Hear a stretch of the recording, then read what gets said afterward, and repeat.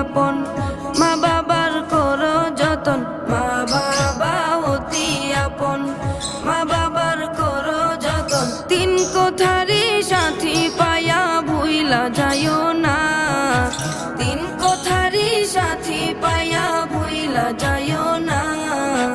আল্লাহ নবীজির দয়া তারা পাবে না, হায়রে আল্লাহ নবীজির দয়া তারা পাবে না।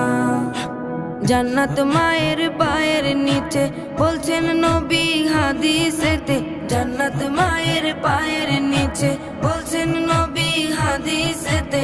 দয়াল নবীর কথা